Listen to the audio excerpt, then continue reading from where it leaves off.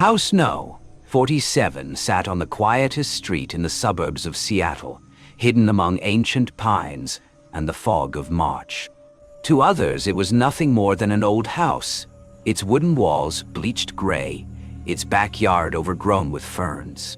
But to Martin Cole, it was a new beginning, a place without arguments, without anyone calling his name in the dark.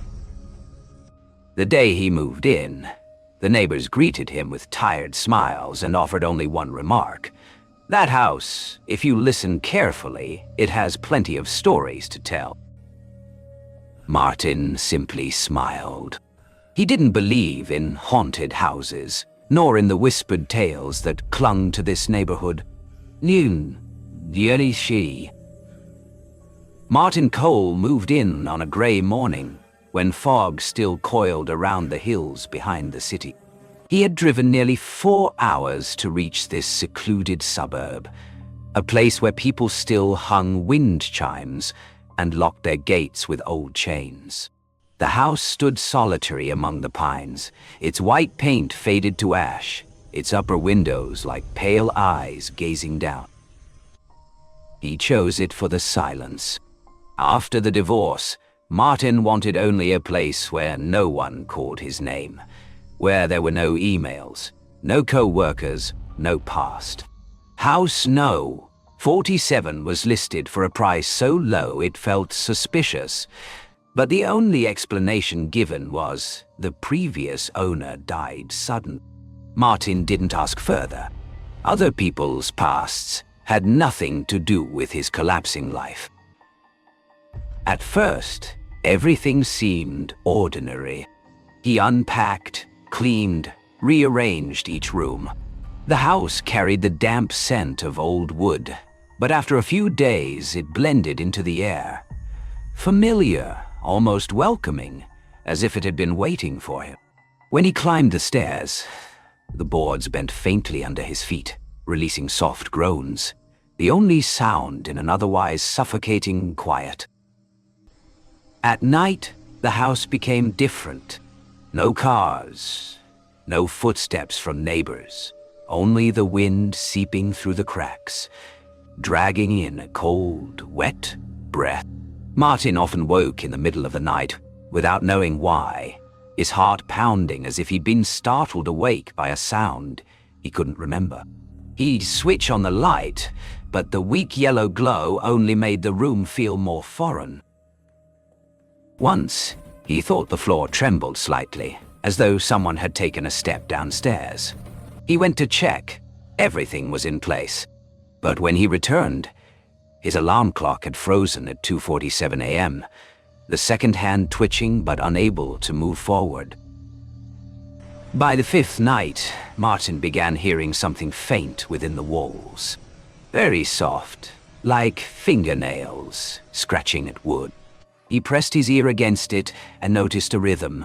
3 slow taps, 2 quick ones. Repeating. Not wind, not insects. Something, or someone, was trying to communicate.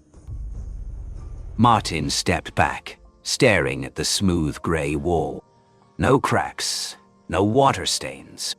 Only silence, drawn out and breathing. He told himself it was imagination, an old house, loose wiring, wind in the vents. But in the moment he turned off the light, he could swear he heard a sigh, just behind the wooden boards. Knee. On the 7th night, it rained. Raindrops fell against the tin roof, forming a steady rhythm, the slow, even breathing of something enormous sleeping around the house. Martin sat in the living room, listening to the rain blend with the groaning wood as it contracted under the damp pressure. He felt as though he were living inside the rib cage of a giant creature, and the house itself was that creature. At 1:12 a.m., the scratching returned. This time, not from the bedroom wall, but from the hallway. Slow, soft, but deliberate, like a hand tracing along the wooden surface, crawling low across the floor. Martin stood, took the flashlight, and stepped forward. The beam trembled across the ceiling, painting warped shadows on the walls. He stopped before the kitchen door. The sound ceased, then reappeared elsewhere, near the trapdoor leading down to the cellar. The small wooden hatch was the entrance to what used to be a wine cellar. Martin shone his light through the gap, but all he saw was darkness, thick as tar. A smell rose up, iron and mold. He shut the door, bolted it, and went back upstairs. The next morning, Martin noticed 3 long, parallel marks on the hallway wall, thin, like scratches from fingernails. When he touched them, the paint flaked off, revealing wood beneath, gouged deep and dusted with a pale powder. He fetched a broom, tried to scrub the marks away, but they seemed absorbed into the material, permanent. The following night, the sounds no longer came alone. Between the stretches of silence, woven among the scraping, came whispers, faint and broken, sometimes near his ear, sometimes from across the wall. Words tangled in breath, fragmented, only a few discernible. Don't listen. He turned on an old radio to drown them out, but every frequency played the same sound, a slow, steady breathing. Deep dirt, warm body, alive. Martin switched it off, and the room fell into a silence so thick it pressed against his skin. Before bed, he pressed his ear to the wall again. The scratching had stopped. In its place came a faint, rhythmic pulse, the sound of a heartbeat buried deep within the wood. Not fast, not slow, perfectly matching his own. As Martin closed his eyes, he felt the house breathing with him. And in the moment before sleep took him, something behind the wall answered, one beat off, as if it were trying to catch up with his heart.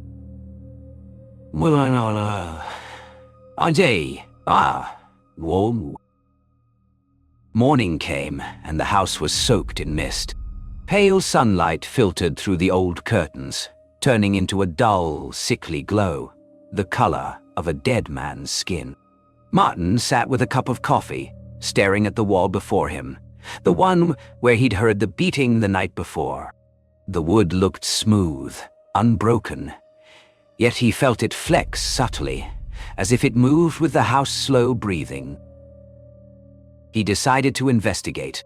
In the storage room, he found an old blueprint, drawn by hand in fading blue ink. Between the rooms was a narrow space, unmarked, lying directly behind the bedroom wall. A thin gap, only a few dozen inches wide, running the length of the house, like a hidden corridor. No door, no entrance, just darkness, sealed in wood. Martin measured, tapped along the walls. The echo was different here, hollow, as though there was air behind it instead of solid timber. His heartbeat slowed to match the rhythm of his tapping. It felt as if he had disturbed something that had been sleeping for a very long time. By afternoon, he circled the house, looking for loose boards or seams. Behind the wardrobe, he found a section that bulged slightly. The paint faded compared to the rest. When Martin pressed his palm against it, the wood gave a dry, metallic groan. Not a sound of wood, but of strained iron. He stepped back. For a moment, there was a faint clicking noise. The sound of fingernails tapping from the other side, answering his touch. That night, sleep never came. The entire house was taut with tiny noises. Wind sliding under the floorboards, mice scurrying above the ceiling, and a gentle scratching from deep within the wall. Each sound, no matter how faint, made him flinch. From time to time, he heard the creak of footsteps in the living room below, slow and deliberate, as if someone were pacing, mapping every corner. Martin began keeping notes. He placed a clock beside his bed, marking the hour each time the noises appear. 2, 17, 3, 4, 3, 48. Ni. The pattern repeated, almost punctual, as if whatever lived inside had its own schedule. One morning when he pulled the curtains open, he noticed a faint handprint on the glass. 5 slender fingers reversed, pressed from the inside, fading slowly under the light. Martin stood frozen, then turned toward the wall. Everything was silent. The house seemed to be waiting, watching how he would react. He took a hammer and decided to pry up a corner of the panel. The blow rang through the room, deep, muffled, like striking bone. His hands trembled. Then came a sound from inside, a faint, raspy laugh, broken and breathy, as if scraped from a throat too dry to speak. Martin dropped the hammer. In the dim light, the wall stood still, but he knew it had just answered him. That night, he taped the edges of the wall, pressed his ear close to the wood, and whispered, "I know someone is in there." There was no reply, only the faint expansion of timber, then a single, heavy thud, exactly where his heart was pressed against the wall. Nay. The house was silent, the kind of silence that felt like a corpse holding its breath. Martin brought a hammer, a flashlight, and an old knife.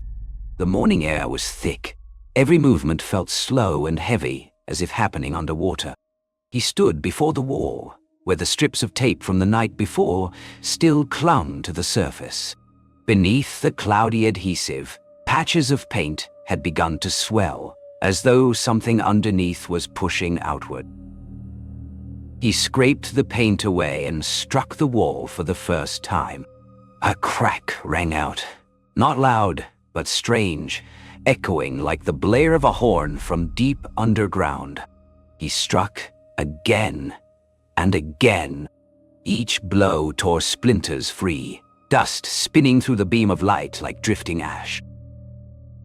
After the 5th strike, a hole appeared.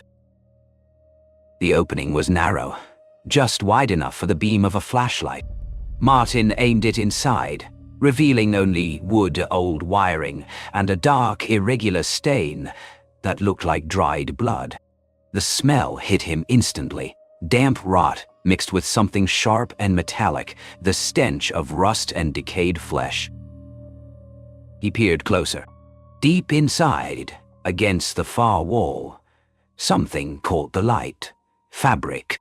A torn sleeve, wedged into the wood. Martin slipped a metal rod through the gap and tugged. The fabric peeled away, revealing a patch of human skin, still clinging to a rib bone. He stumbled back, dropping the flashlight. The beam rolled across the wall's interior, illuminating dozens of deep, jagged scratches winding in every direction, like a language of madness carved by desperate hands. And then he saw it. Nestled among the claw marks was a hollow, round, the size of a human head. Inside was a skull, its mouth gaped open, teeth shattered, its empty sockets fixed on him with an expression of eternal shock. There was no doubt now, someone had died here. Someone had been buried within the walls. Martin backed away, trembling, but the floor groaned beneath him, as though something inside the house shifted in response. A cold draft swept through, though no window was open. The flashlight beam wavered over the fractured wood, and then he saw it. Fresh blood seeping from the edges of the crack, soaking into the floorboards. In the perfect stillness that followed came a sound, soft, guttural, rising from within the wall itself. Not the voice of the living, but the exhale of something waking after years of burial. Martin took another step back. His shadow stretched across the ceiling, and when the light flickered over the wall again, the skull was gone. He turned and ran. The curtains slammed against the walls, wind gusting hard enough to snuff out the lamp. In the darkness, he heard footsteps, dry, deliberate, following close behind. Not fast, not hurried, just steady, confident, like someone watching him from inches away. Martin reached the front door, but the handle wouldn't turn. His fingers slipped, wet with blood. When he looked up, it wasn't his. It was dripping from above, from a crack in the ceiling, where the wood had split open, and something inside was beginning to leak through. He screamed, but the sound went nowhere. The house had become a sealed box, and the wall he had opened was already closing itself again. Media. The next morning, the house on the hill stood alone in the heavy fog. The front door was ajar, swaying faintly in the wind. There were no footsteps, no sound of life. On the kitchen table sat a cup of cold coffee beside a notebook, its last pages torn out, leaving only a few shaky words. There's someone in the walls, not a person. The first to notice Martin's disappearance was his neighbor, Harris Todd. He called out, but no one answered. When he finally pushed the door open, the air inside was so thick he had to hold his breath. A smell of metal, mold, and dampness poured out, the scent of a place sealed for too long. The living room was still, untouched. But one thing made Harris's skin crawl. The bedroom wall had been freshly plastered, the surface still wet. Someone, or something, had carefully sealed the opening Martin once uncovered. He shone his flashlight closer. Faint handprints appeared beneath the new paint, small, overlapping, coated in grey dust. Dozens of them, pressed from the inside as if trying to keep the wall shut. As Harris stepped forward, the floor groaned softly. He looked down and saw a scrap of paper wedged between the boards. Pulling it free, he read the words written in trembling red ink.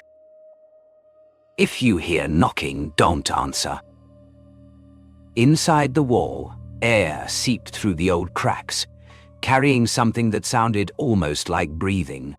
At first faint, then rhythmic, steady as a heartbeat. That afternoon, the police arrived. They searched every room but found no trace of Martin. No struggle, no blood, no body. Only the house, standing still and cold, as if no one had ever lived there. The oldest officer in the team paused, listening to the wind hiss through the cracks, and murmured, "It's still here." No one asked what he meant. A week later, a for sale sign was planted in the yard. The house was cleaned, repainted, and the keys handed over to the real estate agency. No one noticed that, as they locked the door, 3 faint knocks came from within the wall. Soft, dry, precise. Then, complete silence. The following spring, a young couple moved in. They loved the scent of fresh paint and the quiet atmosphere.